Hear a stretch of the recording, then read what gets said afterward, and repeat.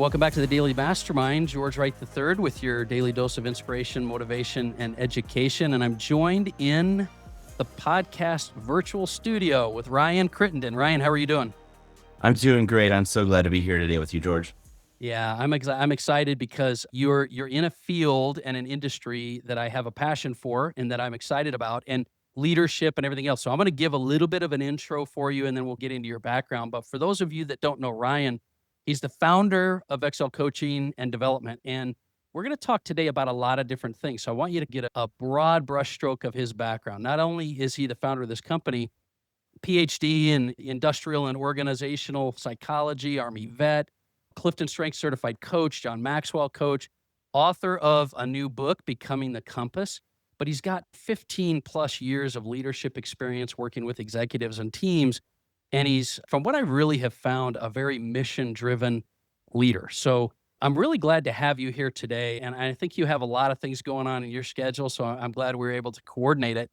Why don't you, Ryan, just give us a little bit of your backstory, just so we can get people set up for where you came from. Yeah, I'm happy to do that. I really think a lot of things, it started to happen in 2009. And I won't go into too many details to bore everybody, but I had some reflection. I was not even quite 21 yet. And I was like, man, what am I doing? So I joined the Army thinking that would be my 20-year career, like how I'd spend my life. So I joined the Army 2010, basic training. Then I get stationed at Fort Carson in Colorado Springs, Colorado. And I very quickly realized this ain't gonna be my thing. And I actually Not what you thought. Not what I thought very early on. And so I joke with folks when people are like, yeah, I'm doing 20. I did 20 years and I'm retired. And I'm like, congratulations. I was done after 20 minutes. But I did the best I could, learned and observed, and during my time in the Army. And as I got out, I started reflecting again, hey, this was not for me. What were those bad times? What contributed to it? And then what made things really great? And leaders always made the difference. And so when I got out, I got thinking of, okay, not only what kind of leader do I want to be, but what kind of person do I want to be, reflecting on these experiences from the Army? So I got connected with the John Maxwell team, and they are phenomenal public speaking coaches, trainers, and all this kind of stuff. And I had went for public speaking and went for the leadership training. And I thought coaching was this thing on the side that just seemed weird. And I was like, whatever, I'll do that training later. But then I'm in the certification time, in person, where you're there with all these other people learning to be leaders and coaches and speakers. And I loved the coaching sessions. And I started to really dive in more than I thought I ever would.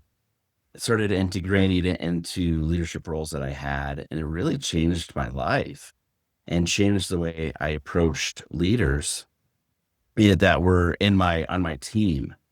And so I started seeing just really great results. And so then from there, I came to a boss who I think was intimidated by me and the success that I was having in my own little world and team, and just really started bringing the hammer down. Got really burnt out. It was and this was 3 or 4 years after I left the Army. And so I felt defeated. And I was in Montana, where I'm originally from, and moved back to Montana. And I had this role that I was excited about. And I was like, man, I don't even know. If that was leadership, I don't want to be a part of that. Yeah. So I moved back to Colorado. I got reconnected with some folks, and they actually were starting a strengths-based coaching company. Oh, right on. And I was like, and I'm overhearing them talk about this. And I say, wait, what are you guys talking about?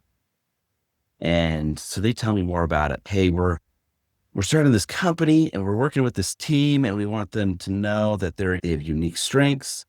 We want them to grow in their strengths. We want them to have joy when they come to work and all this stuff. And I'm like, even talking about it now, I'm getting goosebumps. Yeah. And everything you wanted to hear, for sure. Everything I wanted to hear. And I'm like, okay, how can I be a part of what you guys are doing? Even if I'm just the janitor, Oh, I just want to be around what you guys are doing. And they said, we don't need a janitor, but what else can you do? And I'm like, I've been coaching and I have leadership experience. And they said, come talk to us more. And so I experienced how they approach strengths coaching, which is very similar to what I still do today. And it really, even though I was like defeated, showed me that I had unique contributions and that I had always had something to add. Even if other people didn't see it, I can now see it and then express it. I love that. I Yeah. love that you came from the experience of it. You said something I actually wrote down I loved is leaders is what made the difference. And I think in Mm, most organizations, most companies, most everything, leaders do make the difference. But I love how you address coaching because I think a lot of people have seen coaching as just a kind of a buzzword out there. And yep. I know coaching is, I've always talked about it because it, like anything, any professional athlete, a coach is someone who's got the experience, can help you hone it in, but they give you a perspective. So I love Mm, you actually experienced it. And that's what kind of pulled you into that because now you have a passion for it. But leadership and coaching sometimes aren't necessarily hand in the conversation. So that's one of the things that drew me to want to kind of interview on the show. So what would you say is some of the differences in where you've gone down? Because this is a very general topic of coaching and how it can affect your life. And I like strength based, but really leadership as well. And what does that mean? And how do you approach this concept, both from your own experience and also to help like our audience, which is entrepreneur, mm. business owners, CEOs that are both trying to strive to be leaders and we obviously benefit from that perspective that coaching does. Yeah, I think so. I'll answer that, but I think it's probably good also to define some terms. Yeah, good. So, four terms that I like to define. First, mentoring. Yep. And in my book, we'll maybe talk about this too, but in my book, the main character, Alex, has a mentor the entire time throughout the whole book. And mentors are great. They tend to be older than you. They tend to have the experience that you want, and they tend to give advice, Yeah. which is great because they hopefully you see something in them that you respect and you value their advice. And then a consultant is someone who has industry experience and you hire them to give you great strategies and be able to Right. look at your situation, say, this is what works. And then before you get to coaching, we'll get to therapy. So therapy, a therapist being trained to help someone heal from the past. And I should say not everybody's a therapist. There's a trained, licensed Right. professional Exactly. that that can help someone go back and deal with issues so then they can go forward. And then a coach, broad strokes, may not need industry experience, but what a coach would do is they know the coaching process. And so when I say I'm a coach, I'm actually adhering to the International Coach Federation standards of coaching. Yeah. So there's a coaching process of really identifying on what the client wants to work on, either through the whole coaching relationship or the coaching session, and then helping the client take ownership. So a coach in my context is not really going to give the strategies, but it's going to help the client help pull out of the client what Yeah. they, assuming that they're healthy, whole, and resourceful, pull it out of them so that they can take ownership. Yeah, I think that's a great distinction with all of the brands and leaders and coaching and individuals I've worked with over the years. I think that's a great distinction. Usually these are individuals or that they're working with somebody that has an objective and they need to have the path to get there and they need some accountability as well. But there's all Hmm. of that involved. And so Yeah. coaching is a very specific result driven type of deal. So how do you approach knowing that this is the layout that we've given individuals, and let's say there's somebody that's got they're either struggling or maybe they're doing amazing or maybe they want to level up because most people need to get past that area they're comfortable with or break through new boundaries. What are some Yeah. of the things you recommend based on what you're doing and all the certifications you have that make things not only just a little bit different, but what is the main focus that you like to Mm. put with individuals that you're working with that you've seen results with? Yeah. So my clients that have the best results, whether it be in like a personal individual contributor form or leading a team, and then even their team, Yeah. is we go through strengths foundations is what I call it. So we Okay. really look at the Clifton Strengths Assessment. Even those that are like really familiar with it get a ton out of this process because it's intentional and it's focused and it's uniquely to them because everybody's so unique.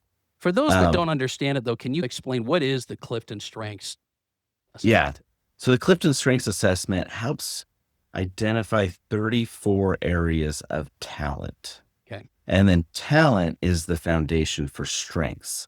So the great part about working with a coach and part of what I do is we're going to identify your signature talents, those that are really you 24/7, Yeah. your supporting talents, the things that you can do. And then at the bottom of the assessment is the non-patterned talents. And those are not you, but we want to be aware of those. I love that Um, the talents are what lead to the strengths. And I've also yeah, noticed over time, and maybe you could comment on this, a lot of people think they know what their talents are, but they yeah. don't necessarily. It's hard to identify that yourself. Wouldn't you agree? Like, what have you found? Yeah, so personally for me, I knew I had and I focused like I loved relationships and I liked teaching and I liked doing these things and but I couldn't identify why, like Oh, what yeah. was unique Got it. about me until I took the assessment and I had a coach. Now Peter Drucker actually said, and I'm the paraphrase his quote, which just can't quote remember, but if you asked Americans Yeah. what their strengths are, we respond with book knowledge and experience. Those aren't strengths. So being able to actually really identify, hey, like my number one talent on the Clifton Strengths Assessment is the talent of futuristic, which means I like to cast vision and look into the future and see how things can be better. Yeah. Before that, I knew I did it innately, but I couldn't verbalize it. I couldn't That's a communicate it. huge point. If you can't actually pinpoint it, how do you build it and grow it or leverage it? I am curious 100%. though, this may be redundant, but how do you what's the difference between a talent and a strength? One leads to the Yeah. other. And so if I'm listing off things I have, I might be listing off talents, I might be listing off strengths. What's the difference there? Yeah. So a talent is a natural way Mm, of thinking, acting, or behaving that's just naturally occurring. But then a strength is being able to perform a specific task and near perfect performance consistently. I love that. So are you saying So, the talents are natural abilities? So would strengths be the things that you would develop? Or do you still feel that most people have a kind of a natural strength that they lean to that they should just focus on? Or do you like to yeah. focus on helping people develop their strengths around their talents? So the talent leads to the strength. Perfect. So the assessment is identifying the talents. Then you take the talent and you develop that talent into a strength. Got it. Yeah. So it's where you're able to do that. You do that talent near perfect performance. Now, I should say there's a lot that goes into this, but so just because if you're looking at the assessment, it ranks them 1 to 34. Number one is where you're think about it like it's drops in a bucket. Okay. Your number one has the most drops in the bucket. Number 34 has no drops in the bucket. Got it. So you're And ranking them so, basically. Got it. yeah. And it's based on your answers. And it's really, we could talk about the psychometrics and all that another time because that's boring. Or you go to their website and look at it. But so, yeah, just because number one, that your number one is doesn't mean it's a strength. It just means it's a talent. You have to develop that. But then there's another point is, are you emotionally mature around it or are you an immature person around it? And so that's Explain it. what you mean by that. Yeah, really basic. If you're an immature in your strengths, it's when everything is about me. Got it. Okay. And when you're more mature, it's when there's a community around your strengths that one you can pour into and you let them pour into you too. And then how are you exercising your strengths? Are you growing in that? Yeah, that's a self-awareness, right? Being able to Yeah. know what you're doing, and that's sometimes we can't do that on our own. And I like your analogy of are you mature or immature around these strengths as well. What do you find most people struggle with? You've worked with a lot of people, you've worked with leaders, organizations, business owners. What do most people struggling with when it comes to doing this kind of work or Mm. doing things that will help them to go to the next level?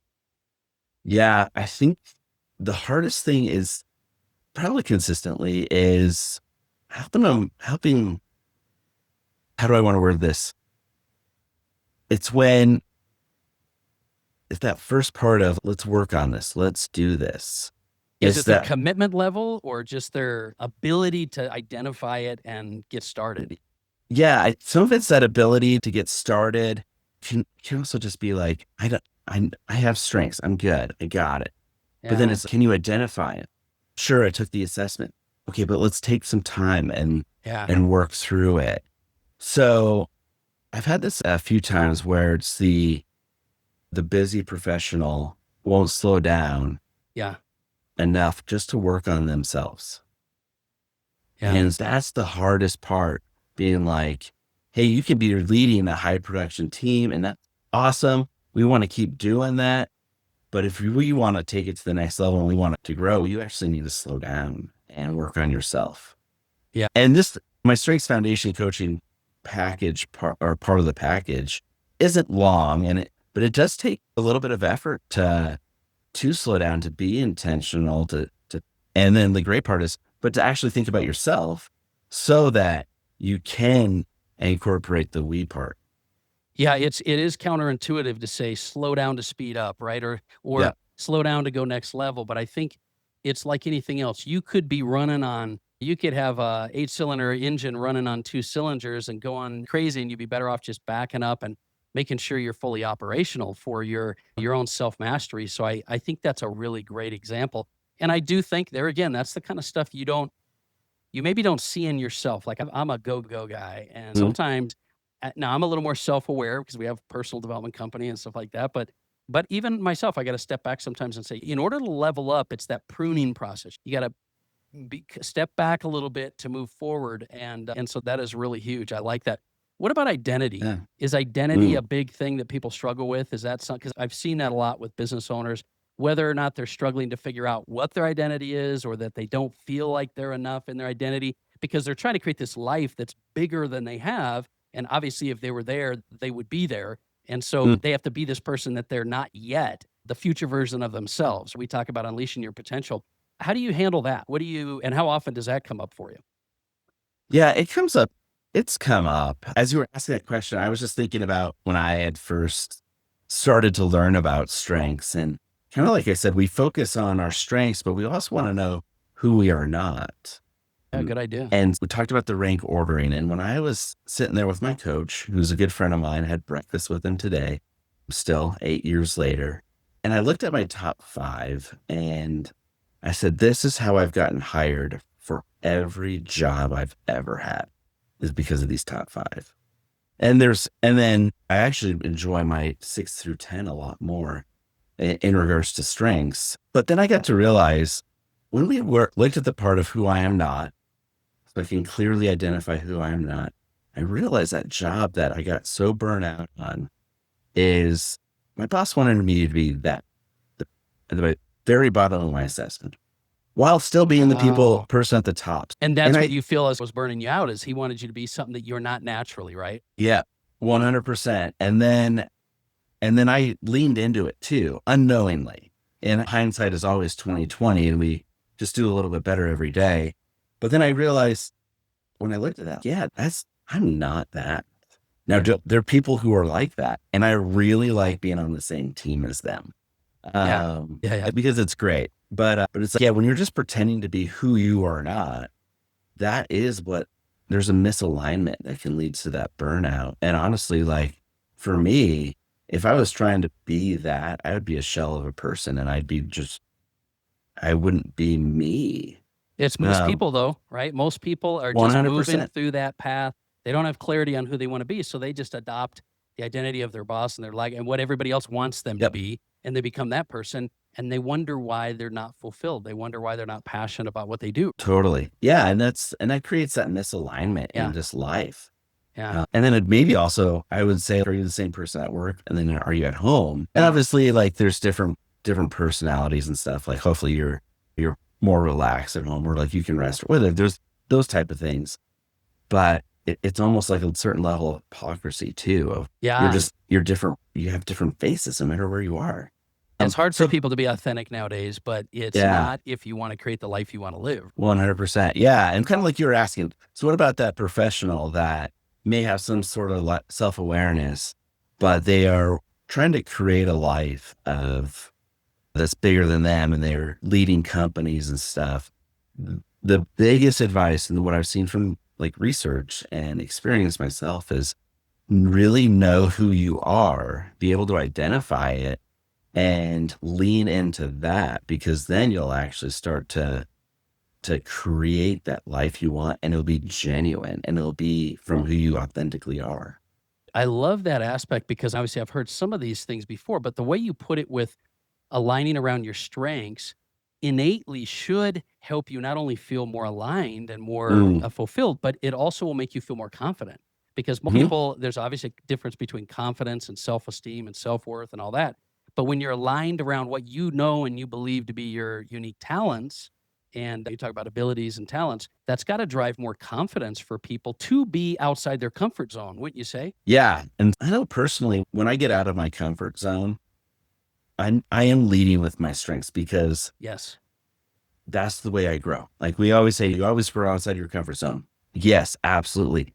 But you also really only grow in your strengths. Yeah. So you have to go confidently with your strengths. So I love how you put that, by the yeah. way, because carrying your strengths out, in other words, people, when they're seeing their life, they're actually thinking, I don't have the skill yet for that. But your Mm, strength is not the skill you got to develop along the way. Your strength is your ability, no matter what the situation, to go through yeah. it. And so I really like how you put that you carry your strengths through your comfort zone, because then Mm, with that, you don't feel like you have to have the skill because you'll develop along the way. I love it. yeah, definitely. Like you can, Good point. every job, every task, everything can always be done no matter the strength. You just have to know, who you are in that moment. Yeah. So I'll say I like presenting and I like communicating with folks, and people probably notice I say a lot, and it happens. I'm not a skill, like it's not natural.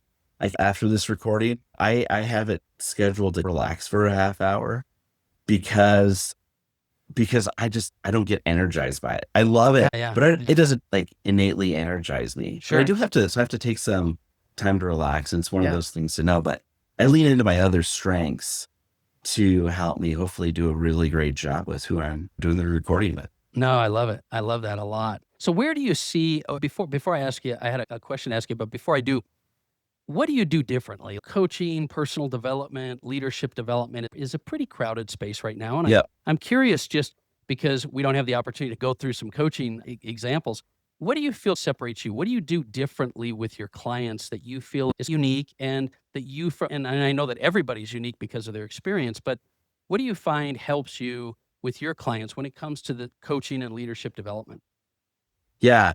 So there's a number of things or just at least one or two things that I like to think I do differently is I do have a really systematic approach initially to help people understand really what their strengths are and where their genius zones are. And want to really focus on that. And so I use those and leverage Leader 360 surveys.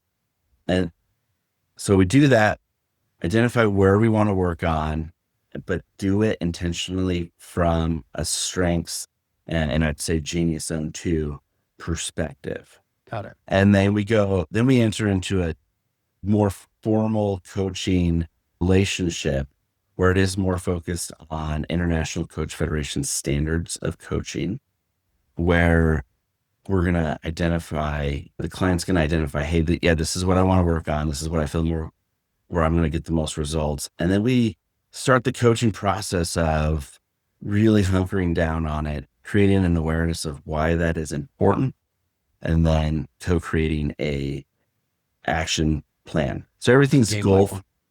everything's goal focused, Nice. I future love that. oriented, focused, something like that. Yeah, yeah, Anyways, because we're going to I think a focus on lot the of future without and goals. direction, without a destination of what you're trying to do, it makes it really difficult to Yeah. assess your growth. And I love that because I think progress to perfection, right? It's not all about the destination and Mhm. journey. You've got to be able to have some goals around that.